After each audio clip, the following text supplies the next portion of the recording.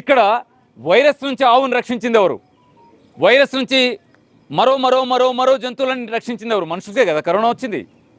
కుక్కలకు రాలేదు, కాకులకు రాలేదు, ఆవులకు రాలేదు, ఎక్కడ ఎవరికి రాలా, ఒక్క మనుషులకే వచ్చింది. తలుపులు వేసుకొని కూర్చున్నా కూడా ఇంట్లో కూడా వచ్చింది.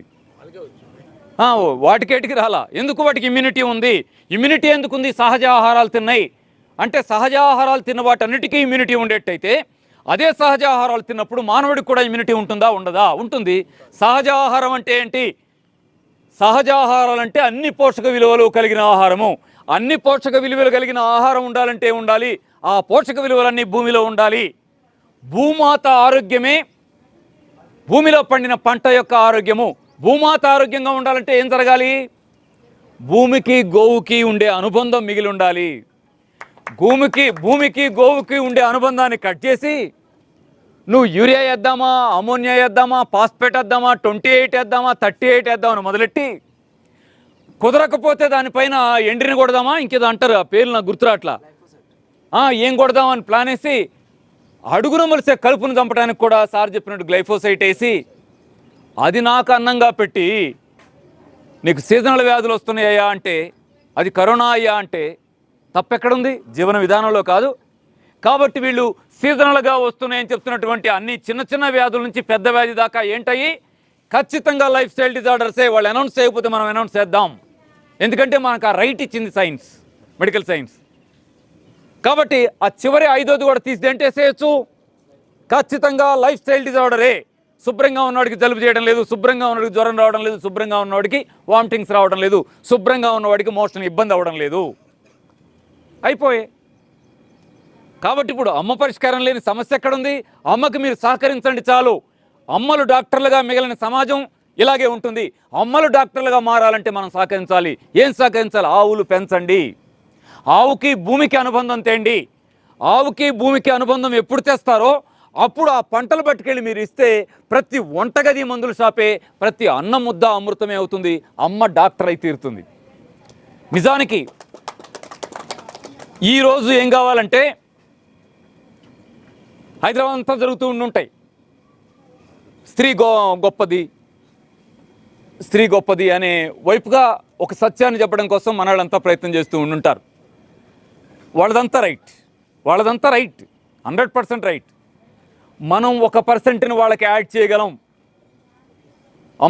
అమ్మ గొప్పదే అని మీరు చెప్పేదానికి మేము సొసైటీలో అమ్మే మొత్తం నేచర్ని మనల్ని కాపాడగలిగే శక్తివంతురాలను ప్రూవ్ చేయడానికి ఒక ప్రాక్టీస్ని మేము తీసుకెళ్తున్నాం. గోశాలను నిర్మించడం ద్వారా, గో ఉత్పత్తుల్ని భూమితో అనుసంధానం చేయడం ద్వారా, గోవు యూరిన్ని భూమాత మీద పరవడం ద్వారా, గో మయాన్ని భూమి మీద పరవడం ద్వారా అక్కడ పండిన పంటలు అమ్మని డాక్టర్ని చేయడానికి ఉపయోగపడతాయి. అంటే ఇది ఒక రకంగా ఎక్కువ మంది మగవాళ్ళు ఉన్నారు, కానీ ఇక్కడ ఇది స్త్రీల కోసం పెట్టిన మీటింగ్. అంటే మగవాళ్ళంతా కూర్చొని స్త్రీల మీటింగ్ ఎట్లయింది సార్? స్త్రీలకు సపోర్ట్ చేయడానికి మగవాళ్ళు పెట్టుకున్న మీటింగ్ ఇది.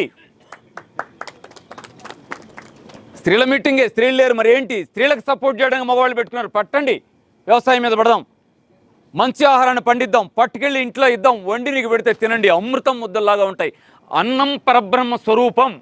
ఎప్పుడు? అప్పుడు. మళ్ళీ తిరిగి ఎప్పుడు? ఖచ్చితంగా వెనక పెంచి వాళ్ళు నడిచి వచ్చి ముందు పెంచే వాళ్ళని ప్రూవ్ చేసుకుంటామే, ఆ రోజు అది మన కళ్ళెదురుగా నిజమై కూర్చుంటుంది. అన్నం పరబ్రహ్మ స్వరూపం. ఆవు అనుబంధంతో భూమి సంపద్వంతమై ఆ భూమిలో పండిన వడ్ల గింజ ఇది. మా అమ్మ వండి పెట్టిన అన్నం ముద్దది అమృతంతో సమానం. మా అమ్మ దేవత, మా అమ్మ పెట్టిన అన్నం అమృతం. ఎవరు ప్రకటించగలరు? ఇది మన భవిష్యత్ తరాలు ప్రకటించాలి.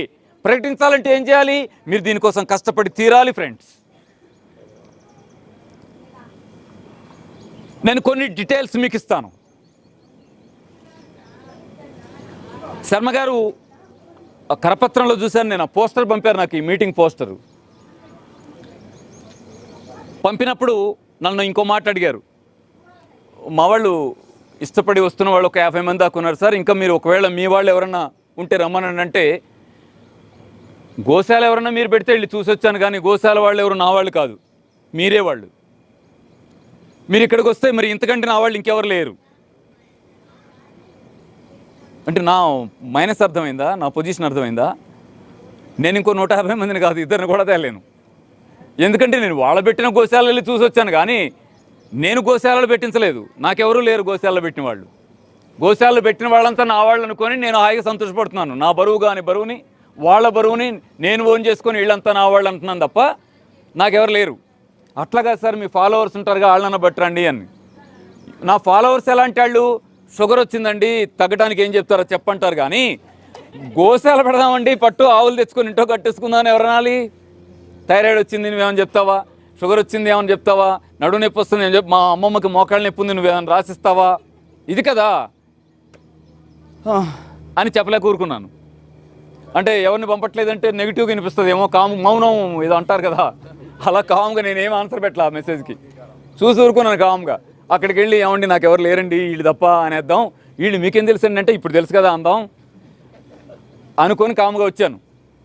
వచ్చి మీ దృష్టికి కొన్ని విషయాలు తెస్తాను. ఎందుకంటే ఆ కరపత్రంలో 4 పెట్టారు.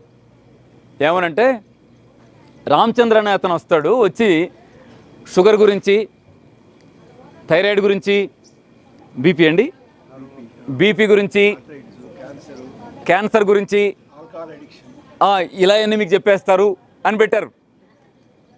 పెట్టేస్తే నాకు అనిపించింది అవి నేనేం చెప్పేస్తాను, అవి పరిష్కారం చేయాల్సింది మీరు కదా. కాదనకండి. అవును మేమే పరిష్కారం చేయాలని మీకు అనిపించాలి కదా. అవును మేం పరిష్కారం చేయాలని మీకు అనిపించాలి కదా. మేమే పరిష్కారం చేయగలిగేది అని మీకు అనిపించాలి కదా. అనిపిస్తే కదా మనం ముందు బెంచ్ అవుద్ది. మనం ఎలా ఏంటండి, మనకి మొదట ఉపన్యాసం మొదలుపెట్టినప్పుడైనా సపోర్ట్ ఆధునిక వైద్య శాస్త్రమే. సర్లేండి మాట్లాడటం ఆపేస్తానని ముగించేటప్పుడు కూడా మనకు సపోర్ట్ ఎవరు? ఖచ్చితంగా అభివృద్ధి చెందిన వైద్య శాస్త్రమే. అది వచ్చి ఏం చేయాలంటే ప్రకృతికి ఊడిగం చేసి తీరాల్సిందే. మరిన్ని అప్డేట్స్ కోసం బ్యాక్ టు రూట్స్ యూట్యూబ్ ఛానల్ని సబ్స్క్రైబ్ చేసుకోండి.